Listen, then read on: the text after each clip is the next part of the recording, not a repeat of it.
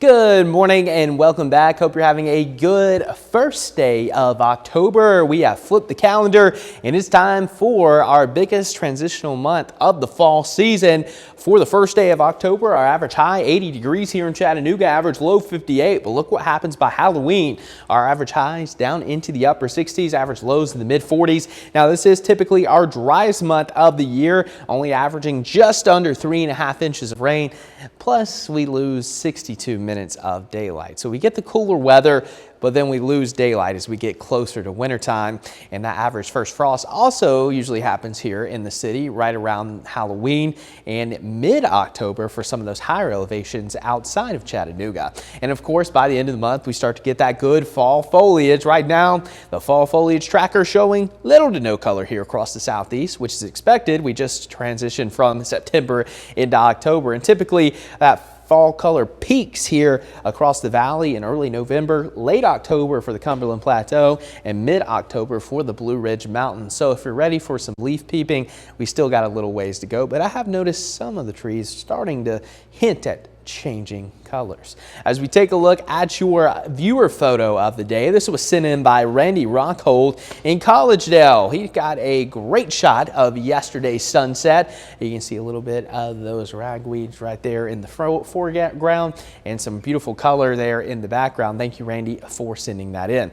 Now, as we take a look at your satellite radar, of course, the big story has been Helene and the impacts that it brought to portions of the Carolinas, northeast Georgia, and northeast Tennessee. Now, fortunately, there is no active weather ongoing in these areas or for us here back at home. And taking a look at your Food City cam, not a whole lot going on. Roadways are dry. Fog is looking to mainly stay confined to some of the higher elevations. And even then, it's not going to be all that thick as some cloud cover rolled in overnight. So that's good news. As for your temperatures, 64 in Dayton, 64 in Cleveland, 63 in Murphy.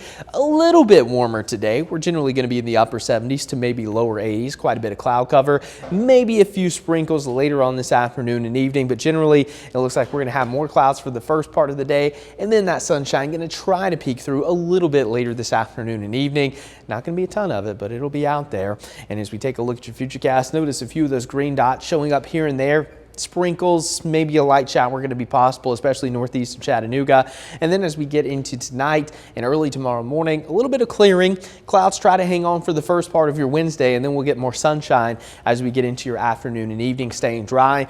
But any rain that falls today is going to be very, very light and non-impactful, maybe a trace, so no significant impacts coming our way. And over the next 7 days, this is exactly what we need to see. No significant rain coming to western North Carolina or down into northeast Georgia, northeast Tennessee. So that's going to allow those cleanup efforts to continue without any additional issues. All the heavy rain going to stay down into the Gulf of Mexico. And here's your latest power outages for these areas. Still over 300,000 in Georgia, nearly 500,000 in South Carolina, and just under 500,000 in Georgia. Now these numbers have improved greatly over the last really 24 hours. So it's good to see those going in the positive direction. So we'll continue to keep you updated on that. But we are tracking a little bit of tropical mischief once again here in the Gulf of Mexico. Now we also have the remnants of what was Joyce that's fizzling out in the open Atlantic, and Kirk, which is expected to become a major hurricane. But that's going to be a fish storm. It's going to curve and stay well away from the U.S. But this area of interest only has about a 40% chance of development.